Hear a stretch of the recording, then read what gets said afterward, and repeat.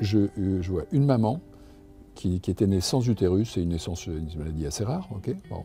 Et on lui a greffé l'utérus de sa maman, à elle. Et j'ai vu le bébé. Et elle a pu être à son tour maman. Ouais. Bienvenue, on a le plaisir aujourd'hui d'avoir un invité exceptionnel. Alors vous le connaissez tous, c'est Thierry Lhermitte. Bonjour Thierry. Bonjour Gérald. Bien sûr, l'acteur iconique, Les Bronzés, des films voilà, depuis des années, mais vous êtes là parce que vous êtes le parrain de la Fondation pour la recherche médicale. Et c'est un rôle que vous avez très à cœur, c'est-à-dire que ça fait 15 ans, c'est ça que vous êtes parrain? Ouais, un peu plus de 15 ans et ouais, je suis fier et heureux de faire ça, j'adore ça. Et pourquoi un tel engagement? Parce qu'il y a des acteurs qui sont un peu ambassadeurs, qui sont un peu la figure publicitaire, mais vous, c'est un vrai engagement et c'est une implication dans la Fondation. Bah, honnêtement, j'ai l'impression de faire quelque chose de bien parce que la recherche et financer la recherche, c'est très important, mais c'est aussi mon plaisir tous les mois d'aller rencontrer des chercheurs dans les laboratoires et d'apprendre des nouvelles choses. Franchement, tous les mois, je me dis « Ah, qu'est-ce que je vais apprendre encore ce mois-ci » L'Hermite, j'ai fait un peu de recherche. Le nom L'Hermite, il est connu dans la recherche médicale. C'était qui? C'était votre grand-père? Oui, parce que j'ai mon grand-père et mon oncle qui étaient tous les deux neuropsychiatres. Et il y a un syndrome, ça s'appelle le syndrome de l'Hermite, qui est connu dans la sclérose en plaques. Voilà.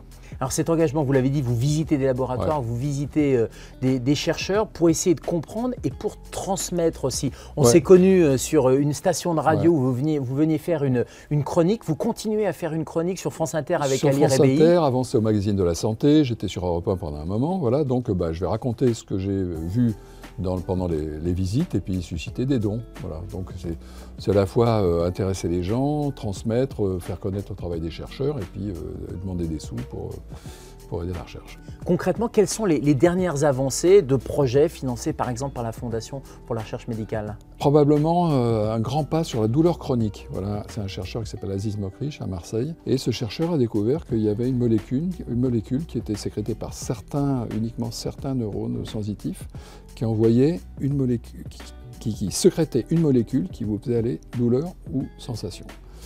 Et dans la douleur chronique, ça va à tous les coups dans la douleur et puis dans la sensation.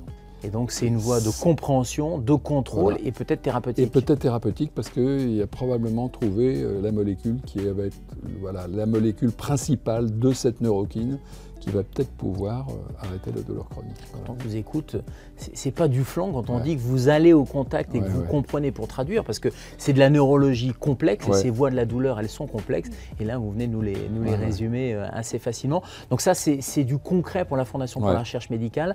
Il y a combien de projets financés par an? 450 par an, nouveaux projets, et puis tous ceux qui sont en cours. Quels sont les projets les plus prometteurs? Il faut que je vous parle d'une visite très émouvante, c'était une greffe d'utérus. Je vois une maman qui était née sans utérus, c'est une maladie assez rare, ok, bon. Et on lui a greffé l'utérus de sa maman, à elle. Et j'ai vu le bébé. Et elle a pu être à son tour maman. Ouais. Comment on fait pour donner? Parce que c'est plein de voies d'espoir, on voit que c'est une recherche indispensable et des fonds indispensables. Comment on fait pour celles et ceux qui nous regardent pour sur donner? Sur le site frm.org, sans problème, et puis tout simplement par SMS, si on veut donner 10 € qui seront prélevés sur la facture téléphonique, on envoie le mot « don » au 92 300. Voilà, au 92 300, on marque « don » au singulier, message, au singulier, DON, et 10 € sont prélevés sur votre facture téléphonique. Quel que soit l'opérateur. Voilà. Merci Thierry, on va vous écouter une fois par mois dans l'émission d'Ali Rebéi sur France Inter, dans Grand Bien vous fasse. Et merci pour cet engagement et bravo pour cette pédagogie. Merci.